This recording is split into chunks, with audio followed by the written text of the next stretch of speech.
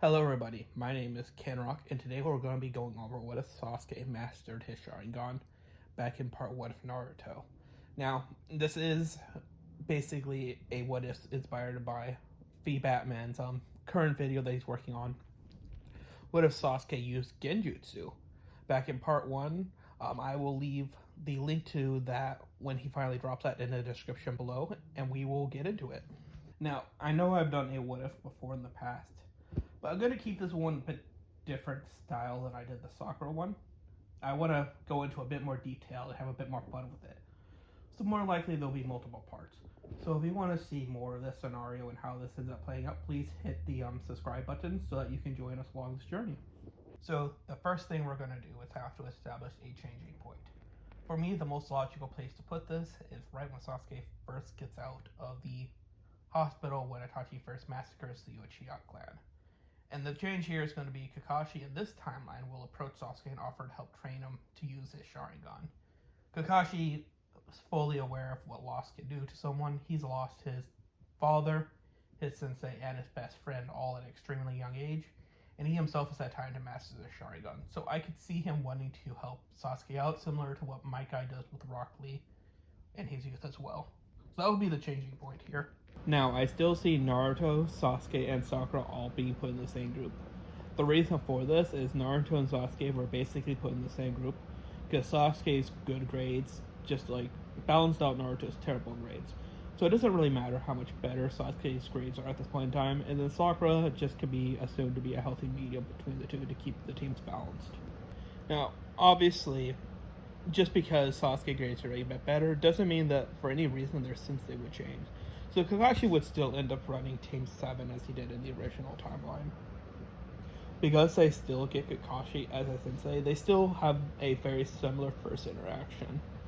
One of the big differences here being since Sasuke was training with Kakashi when he was younger, I could see him already soaking up a lot of what Kakashi had learned, similar to what Kakashi tried to do with him later before he left for Orochimaru. So this Sasuke more than likely wouldn't be as big on the whole revenge part of his life so much as just trying to become more powerful. That way he can protect the people that he cares about. So a lot of Sasuke's focus would actually change to revenge, to just becoming powerful enough so that he can stop his loved ones from ever dying again. Stuff from this point continues for a little bit like the original timeline. Kakashi would tell them not to eat. Sasuke would definitely take this into consideration still this time, considering that he's been being taught by Kakashi this entire time. So he would try to understand the method behind Kakashi's madness, even if he can't directly see the reasoning behind it at this point. The next day, when they get there, everyone's hungry, just like in the original timeline. And Kakashi still goes to explain to them that they're going to be doing the bell test. There's still 2 bells, and everyone still has to try and take one. And just like in the original timeline, Naruto obviously tries to rush Kakashi with this failing. Once the test actually starts, everyone would split apart except for Naruto, who would try to confront Kakashi in hand-to-hand combat, while Kakashi reads his book. Unlike in the original timeline, though, Sasuke, having a better understanding of what teamwork is, would jump in and try and kick Kakashi when he tries to do the 1,000 Years of Death on Naruto. This actually means that Sasuke starts fighting Kakashi earlier in the timeline. And this Sasuke, on top of having the fire style jutsu, would also have use of the Sharingan. That's a plus for Sasuke, except for the fact that Kakashi would actually have knowledge about what Sasuke's able to do and his Sharingan via the fact that he's been the one teaching him. So Sasuke has a plus and a minus within this fight. Obviously, I think the minus is going to be a bigger hindrance to him just because he can't catch Kakashi off guard at all. He also wouldn't underestimate Sasuke in this timeline because, again, he's been training him. So he'd be fully aware of what Sasuke is capable of doing. Now, I don't think there's too many people who are going to be angry at the idea that I think that there's a huge gap between what Part 1 Kakashi can do and what Naruto and Sasuke should be capable of doing at this point in time. So Kakashi still takes care of them with relative ease, which leaves Sakura to still fall victim to Kakashi's Genjutsu as well. This still leads them to the point where they failed the bell test, unfortunately. Now, just like in the original timeline, Kakashi still tells them that he's going to fail them. But unlike in the original timeline, Kakashi tells Sakura and Naruto specifically they are going to be the ones who are sent back, while he tries to find new partners for Sasuke to get, because he was the only one who understood the lesson in which he was going for, which was that teamwork is the most important thing for a ninja unit. Now, I'm pretty sure Kakashi isn't able to actually do this, but the important thing here is the three ninja in front of him, Naruto, Sasuke, and Sakura, wouldn't actually know this. And on top of testing Sakura and Naruto's resolve to actually stand up for their friends if it means that they'd be in trouble, there's also testing Sasuke just as much, because he wants to make sure Sasuke truly understands the importance of this. And the idea is if Sasuke decides that he is going to take this deal and just get new teammates and abandon his old ones, then he didn't truly learn the lesson that Kakashi was trying to set in.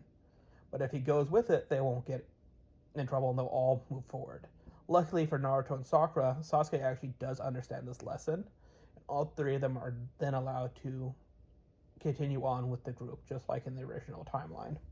Now, in this scenario, I see Sakura and Naruto being a bit more appreciative of what Sasuke is willing to do for them, because from what they know, Sasuke was under the illusion that he could have gotten teammates that were stronger than they are, and he just flat out rejected that idea on the grounds that he wanted them as a team. So their bonds at this point in time would be stronger. Just like in the original timeline, from this point on, Naruto would start to complain because of the lackluster of action that they're getting. There still would be rescuing cats and all that, because that's just what new teams tend to do. It's to build up teamwork and get them used to doing missions and all that. So Naruto would still go to the third Hokage and complain about getting harder missions. So they would still end up getting the bridge builder escort mission on the grounds of just Naruto overall complaining. Just like in the original timeline, they still get ambushed by the Demon Brothers. Kakashi still gets taken out because he wants to fake out the Demon Brothers, that way he can take them out with ease. Sasuke, believing that they were actually able to hurt Kakashi, activates his Sharingan in order to fight them. When they go to hit Naruto, he ends up trapping their chains with the kunai, jumping on their arms, just like in the original timeline. However, in this time, he looks them in the eyes and tries to cast his genjutsu on them. This is able to slow them down, but obviously them being higher ranking ninjas, they're able to break out a bit with minimum effort, and they still go to kill the bridge builder. However, Kakashi is able to step in time just to stop them. Obviously, if he was able to do this in the original timeline with less time, then it should be fine. However, Naruto doesn't end up getting stabbed this time since they weren't able to get to him to do it. After being attacked by the Demon Brothers, Kakashi would be aware of the fact that this is a higher level mission than what they were assigned, and he would be aware of the fact that the bridge builder was aware of this fact, which is why he requested the protection of higher level ninja to help him. Kakashi would then threaten to pull out of the mission so that way they can get more effective ninjas on it. Naruto would convince Kakashi that it's better that they stay on the mission because of how far they are, and that they didn't want to look like a quitter. Sasuke would actually back him up on this one for the fact that he wants to stand by his teammate and what they believe. Sasuke would still believe Naruto is an idiot, but he, in this scenario, believes that teamwork is very important, so he wants to stand by him. They would then end up facing Zabuza not too long after this. Kakashi would end up getting caught within the water prison. Naruto and Sasuke would then have to devise a way to break up the Kakashi and Zabuza from the water prison. So neither one of them, even in this timeline, strong enough to take him. Even Sasuke with his Sharingan would still be weaker than him. He was just barely able to dodge Haku and his ice mirrors in the original timeline. However, in this what if, they would be able to do it a lot easier than they did in the original canon, because Naruto and Sasuke have a better synergy by the fact that Sasuke is better with his teamwork here. And for the people who are concerned about Naruto's oath, realistically, seeing Sasuke and how powerful he is, he would still more than likely make his oath to want to become more powerful himself. Comparing himself to Sasuke has always been a good measuring stick for Naruto.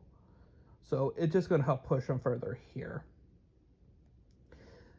Once they get Kakashi out of the water bubble, Kakashi would go to fight Zabuza. and he'd beat him with the sharingan. The only difference here being that Naruto and Sakura are fully aware of the fact that Kakashi has the sharingan, and Sasuke would 100% see it coming. Sabusa would be taken out with his own water vortex jutsu, then this leaves Haku to step in to get Sabusa out of there as quickly as possible, that way he doesn't actually die. This leaves Kakashi to collapse and them to get Kakashi to the bridge builder's house as quickly as possible, that way he can recover. I think that's going to do it for this part of the what if. Like I said before, I want to do multiple parts, and although not a lot has changed, I think the foundation has been put down for the future layout that will inevitably lead to big changes. So just like in the beginning, if you want to see how this turns out, please like and subscribe, and I'll see you all in the next part. Goodbye.